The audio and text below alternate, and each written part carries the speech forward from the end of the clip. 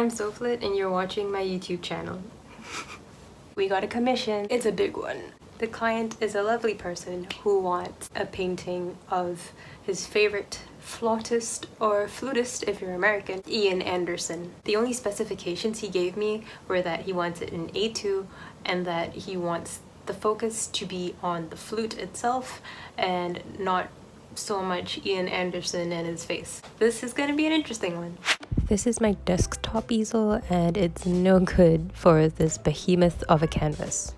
At the very start of this project, I essentially used my art shelf to prop up this huge canvas, but at some point I figured I could treat myself to a bigger easel since I've started painting on bigger canvases, and it's just more practical because painting on this small easel really quite frankly, it's uncomfortable, and that means less productive painting sessions.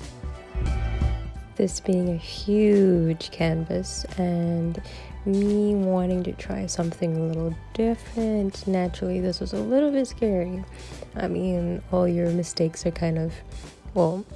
every stroke is kind of just laying out there really big, staring at you.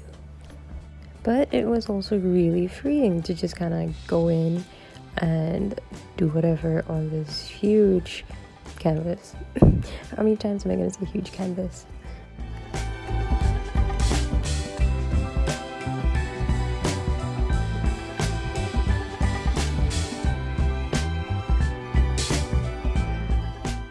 This painting's a little different from my body of work because most of the time you'll find me really enjoying just going into details in people's faces and things like that. It's just something I really enjoy. I'm fine with drawing bodies and stuff, but the face really captures my attention. But this was interesting because the client didn't want the focal point to be the face. So I knew I couldn't do my usual level of detail in the face. I don't do photorealism or things like that, but I like to work on the face. Instead, I focused on simplifying the human form and capturing the essence of Ian Anderson. In one of my conversations with him, the client had mentioned that Ian Anderson has this signature pose that he does while performing. So I went and did some research and I was able to find a picture of him doing said pose. To detract attention from Ian Anderson, I used muted colors on his hair and skin. I also just generally kept everything relatively dark, everything that was on him or parts of him. Later on, you'll also see that I used an analogous color for his clothes, just so everything kind of harmonizes and ties in together everything that's on him. I didn't want anything to be very loud because I was keeping that focal point impact for his instrument.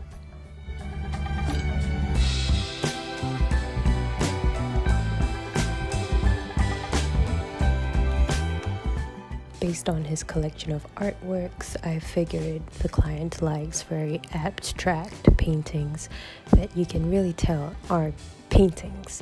So they're not very refined or soft in their brushstrokes.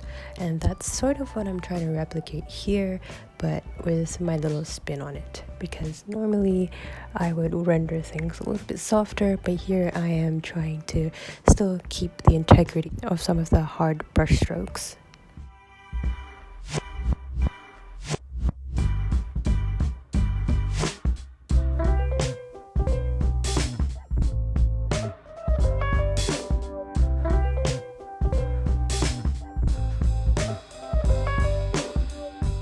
Keeping with being abstract, I'm adding some drips here and also making the boot a little sheer so you can see the texture of the canvas.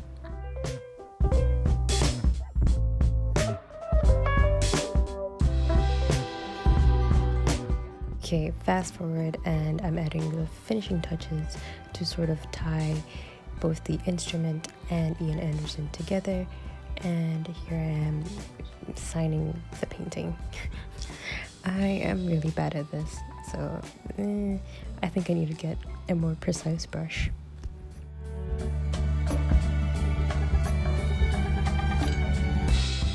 Varnish time, baby! Finally, after a month of working on this piece, I get to do one of my favorite parts.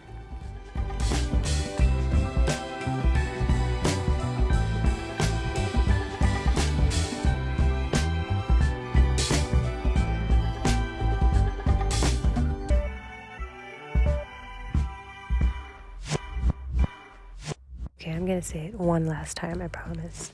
But this huge canvas looks so good on the wall. I'm so happy.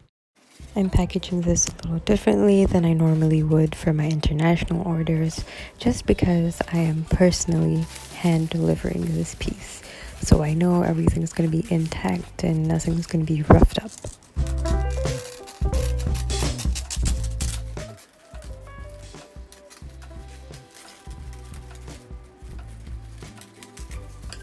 You know, what's surprising is that I went to a couple of art stores and neither of them had boxes in this A2 size. So that means if I were to ship out an A2 painting overseas, I'd probably have to get a huge cardboard box and kind of DIY it and make it into the appropriate size.